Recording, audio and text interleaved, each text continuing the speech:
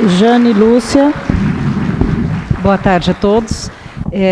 Eu queria agradecer também à Anfip pela oportunidade de estar aqui, de escrever, contribuir nessa obra, e faço minhas as palavras da doutora Sônia, quando diz que a Anfip dá a gente subsídios para conseguir construir melhor e defender melhor os direitos, principalmente na área da Previdência, no meu caso aqui que eu falo da Previdência Rural.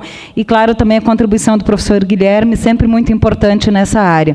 Bem, a Previdência Rural, sem sombra de dúvida, eu acho que ninguém aqui duvida disso, foi a maior política de inclusão social que a Constituição Federal conseguiu introduzir.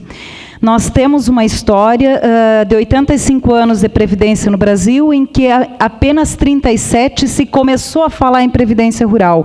E, na verdade, não dava para se chamar de Previdência aquilo que nós tínhamos antes de 91. O meu avô, agricultor, se aposentou com meio salário. E assim era a realidade no meio rural.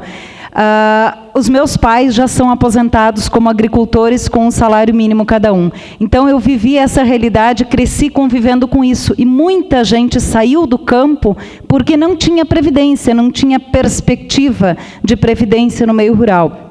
É incrível a contramão da história, porque na medida em que o êxodo rural foi crescendo, foi vindo a previdência, né? É meio contraditório isso. Mas, enfim, hoje nós temos uma realidade muito diferente. Nós temos, as pessoas vivem mais e vivem com mais qualidade desde que existe previdência no campo. Por que eu digo isso? Estatísticas comprovam e pesquisas já desenvolvidas por universidades, tem um estudo da Universidade Federal do Rio Grande do Sul, muito interessante, que mostra o que mudou a qualidade de vida das pessoas depois da Previdência.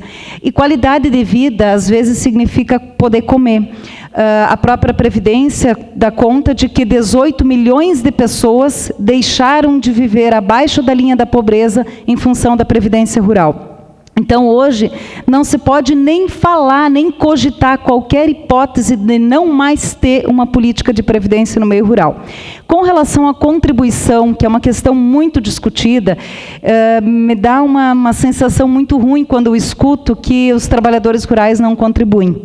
Isso não é verdade, os trabalhadores rurais contribuem sim, os empregados rurais contribuem da mesma forma que os empregados urbanos e os agricultores familiares contribuem também. A diferença é que não há uma vinculação entre a contribuição e os benefícios, mas eles contribuem sim. Toda vez que um produto é comercializado, é obrigação da empresa adquirente descontar e recolher a contribuição. Se existe, né, doutor Guilherme, um grande índice de sonegação, isso é outro problema, mas ele muito pouco aparece quando se diz que os trabalhadores rurais não contribuem. E muitas vezes se escuta, os culpados pelo déficit da Previdência são os trabalhadores rurais. Olha, acredito que todos aqui já devem ter escutado isso pelo menos umas 10 vezes. E, na verdade, nós estamos... Primeiro que o déficit, e aqui a Anfip mostra isso com muita propriedade, a doutora Cleidice esteve no Rio de Janeiro semana passada demonstrando isso, que não existe déficit. E ainda que existisse, não são os trabalhadores rurais. Nós teríamos que encontrar muitas outras explicações antes de fazer uma conclusão simplista desse jeito, culpar toda uma categoria que durante... tem apenas 17 anos de previdência dos 85 da Previdência no Brasil. E isso eu quero pedir ajuda de vocês, que são formadores de opinião, para desmistificar isso junto à sociedade, porque vira e mexe nós estamos convivendo com esse dilema. Precisamos rever a Previdência Rural porque eles não contribuem e causam problemas para o sistema.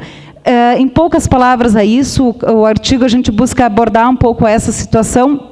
A Previdência Rural é complexa, ela é diferente, mas é fundamental que ela permaneça por uma questão de cidadania que tanto a Constituição Federal de 88 quis valorizar e introduzir no Brasil. Muito obrigada.